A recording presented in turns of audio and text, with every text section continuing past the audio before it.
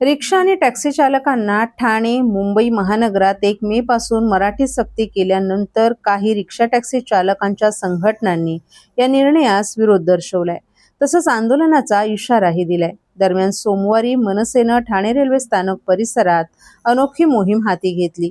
ज्या रिक्षा चालकांना मराठी लिहिता वाचता येतं आणि समजतं त्यांच्या रिक्षांवर मराठीचे स्टिकर चिटकवण्यास सुरुवात केलीये. या माझ्या रिक्षात बसा असा आशय या स्टिकरवर आहे. त्यास रिक्षा चालकांचाही चांगला प्रतिसाद मिळाला.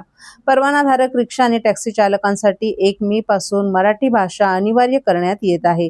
मराठी लिहिता आणि वाचता न येणाऱ्यांचं तसंच मराठी भाषेचं ज्ञान नसलेल्यांचे वाहन परवाने रद्द करण्यात येतील असा इशारा परिवहन मंत्री प्रताप सरनाईक यांनी घेतलाय.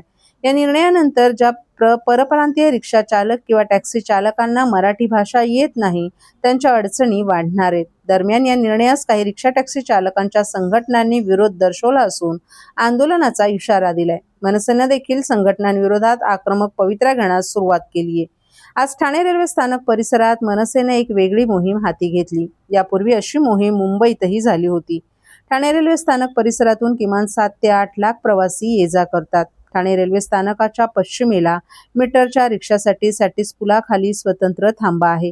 या थांब्यावर मनसेच्या पदाधिकाऱ्यांनी मोहीम घेतली. ज्या रिक्षा चालकांना मराठी समजते तसंच जे रिक्षा चालक मराठी आहेत त्यांच्या रिक्षांवर मनसेनं स्टिकर चिटकवण्यास सुरुवात केली आहे.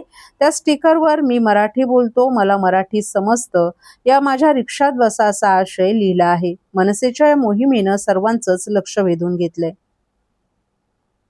मला वाटतं 20-25 वर्ष इथे राहतोय आणि ते रिक्षाचे व्यवसाय करतो. आम्हाला काही प्रॉब्लेम नाही, मराठी बोलायला आम्हाला मराठी कळतं, मराठी बोलते, व्यवस्थित बोलतो, काय प्रॉब्लेम नाही. काय संपवण्याचं काय प्रॉब्लेम नाही, आम्ही संपवण्याचं करणार नाही. जे रिक्षा चालक विरोध करतायत त्यांना काय संदेश द्याल तुमच्या माध्यमातून? काय संदेश, मराठी बोलायला काय होतं, शिका, मराठी शिका, नाही येत तर शिका, कोण जबरदस्ती करतो पण शिकून घ्या ना तुम्ही. इथे धंदा व्यवसाय आपण करतो तर आपण तर भाषा तर शिकायलाच पाहिजे ना.